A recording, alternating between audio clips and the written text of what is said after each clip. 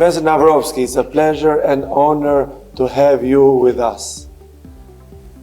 It is a pleasure to be here and to have been invited and to have such a wonderful meeting and such wonderful people. Thank you. We appreciate that. And that's what the purpose of the interview it is. You have been participating for the first time in SIPS. Tell us your impressions about the event.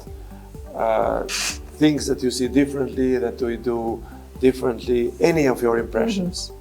Well, it's the first time that obviously I've been to SIPS, and in a sense it's the first time I've been to a meeting that is this diverse and this focused on, not narrow parts of sustainability, but how one has to go all the way from the fundamental science to the applied science to the politics to the human relations.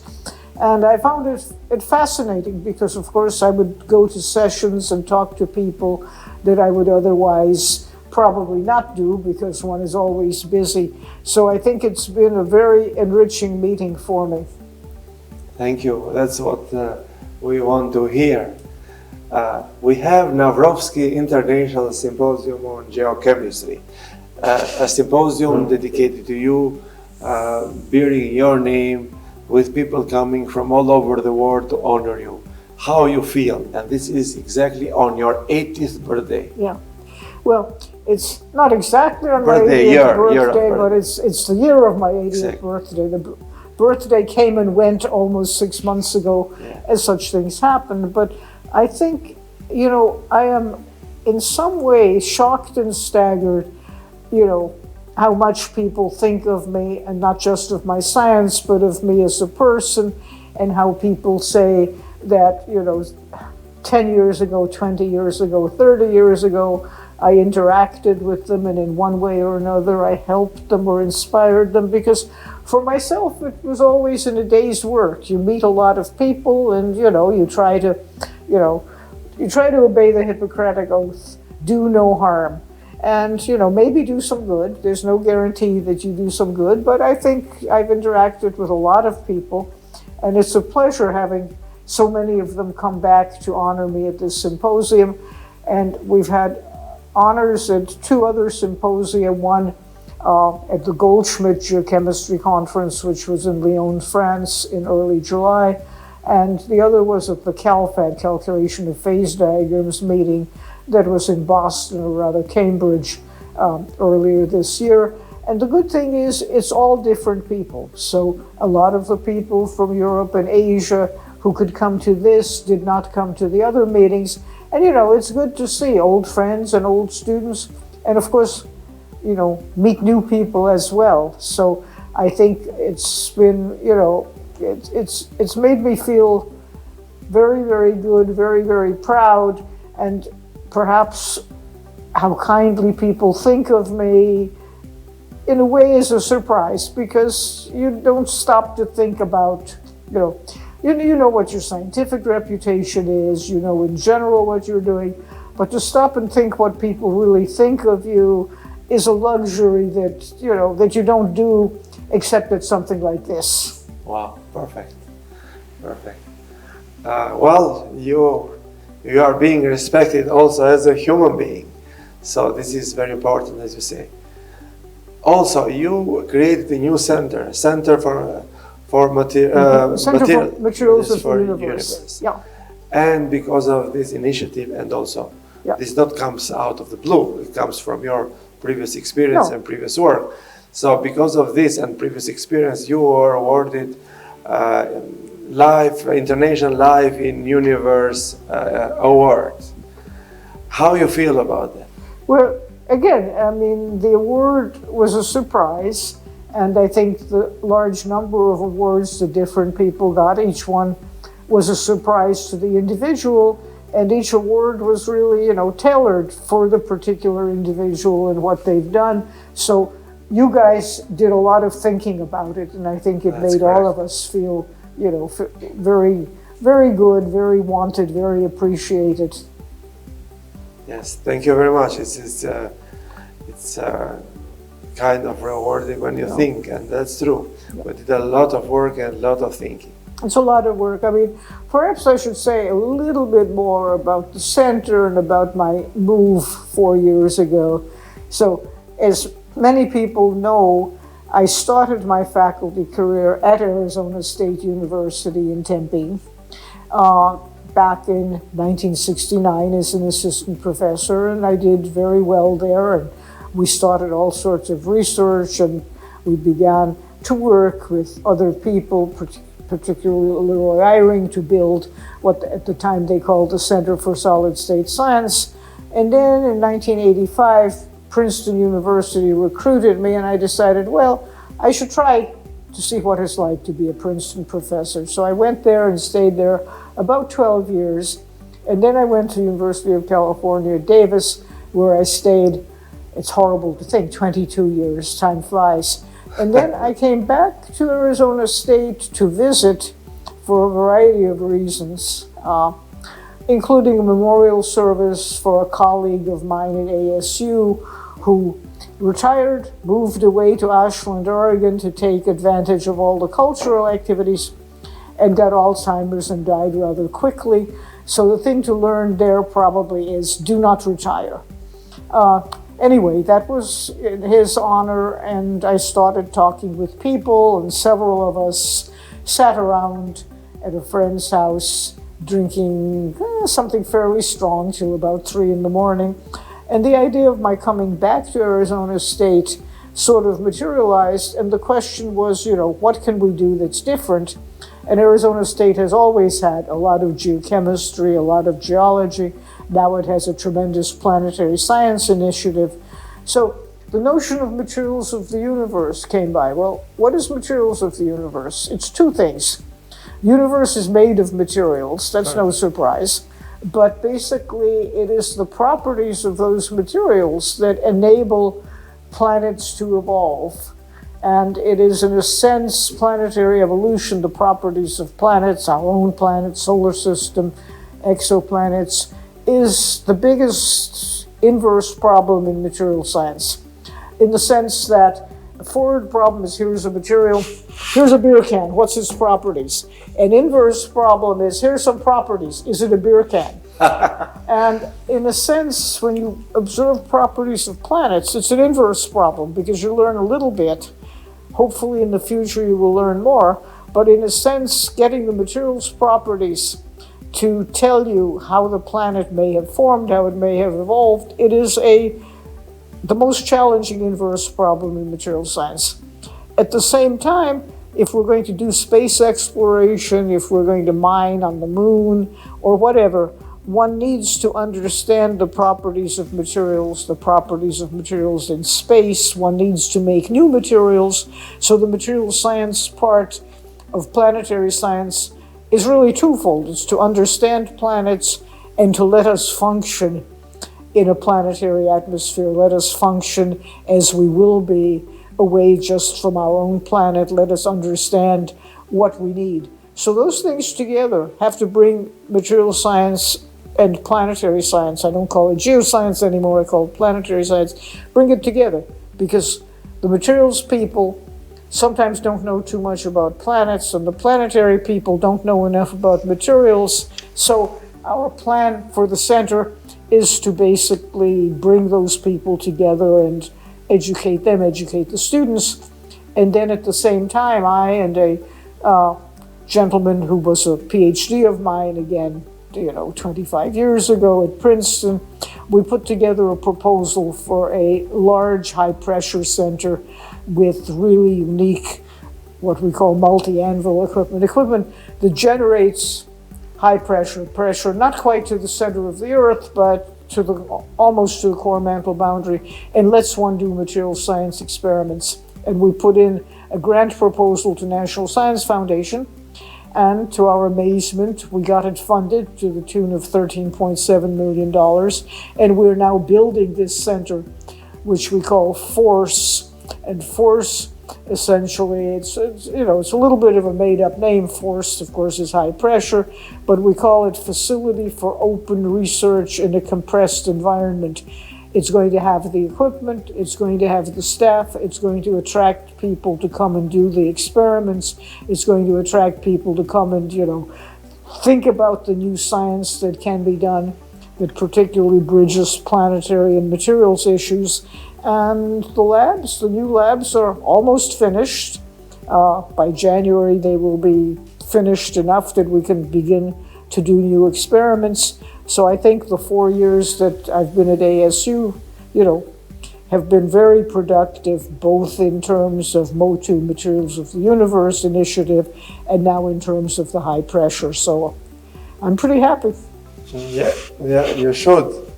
Not many are like you at 80 years birthday to create a new center for universe. And I was honored also that Arizona State offered me, obviously they made a good offer to get me, but they offered me, a regular professorship that's open-ended, it doesn't have an end, it's not a 5-year position, it's an open-ended position for as long as I wanted. In the American system, there is no retirement age. So hopefully I will continue doing good things for, a number of years to come. We'll see how many. Yeah. So, you saw it's a pretty amazing. So from properties to determining what it is, because from different planet, you cannot determine what it is directly. You can take a sample, you have to take the properties, and then you might guess and might determine what is the property. Well, I think one thing that we've learned in planetary science over the last decade is that there is a much greater variety of planets than what we just see in our own solar system. So in our own solar system, we have Mercury, Venus, Earth, and Mars, which are roughly speaking Earth-like planets. That is, they're rocky planets. And then we have, Saturn and Jupiter. And then we have the outer planets that are different. But if one looks at planetary systems throughout where we can get some observations, there are totally different environments. So from the point of view of materials, what I like to say is we're busily making all sorts of new materials for new uses, and probably somewhere in nature, hundreds of light years away or elsewhere, nature has made them already. Perfect. Just to return to the summit. Mm-hmm. Probably you noticed that we always organize our meetings in very nice locations, on the beach, in the resort. We have our background reasons for this. But first I want to ask you, do you think it's a good idea? Well, in a way, if I remember correctly, you contacted me initially about some thermodynamic data that you were interested in, and we started talking, and we realized that you remember. Wow. And we realized that we had more in common and more possible opportunities than just looking at thermodynamic data. And one thing led to another, and we might have had this last year, but I was committed to the Materials Research Society, and then we said, oh, wait a minute, the following year is my 80th birthday. It's a good time to hold it. So I think, to give people, not so much to give me the publicity, but to give the science and the interdisciplinarity. You deserve it also. Our purpose is both. It's both. The persons. And I appreciate it. And the science. So our idea is, at the Honorary Symposium, we concentrate more on the person than the science. Science is by default there. And it's been great. It's been great, going all the way from the medical to the materials to the computer science, and and watching the people interact with each other. I think if there's anything that I might say that might improve the meeting even more, it's to somehow have more time for discussion. And I don't know how one does that. Whether one does. Well, normally we are known for that, for discussion, for open discussion. But we had so many papers. Well, that's right. We have so many papers. You see that any empty box is a round table discussion. That's right. Any empty, and that's And that's sort of, I mean, that's always a problem with meetings, and also for a lot of people. In reality, if they're going to get paid to go to a meeting, they have to prove that they're giving a paper or at least a poster. So, we're stuck with that. Yeah. But we always put the last session in every, we leave it empty and we say round table discussion. Unless we have so many papers, we have to accommodate somehow. Yeah. But this is always we do. Probably this time was not done as it, But we are known for discussions, not just the presentation. And it has to be, but to sort of, I don't know, I don't know what the answer. My question was, is it good to have in a nice resort like this, where people relax? Yeah. But people, not only science, in a convention center in the middle of the concrete in the city. That's right. Do you think this is a good idea? Well, it's a mixed blessing. I think, because this place is so unreal. It is, a fancy resort. You would have a hard time really being sure where in the world it is, because it's that kind of resort.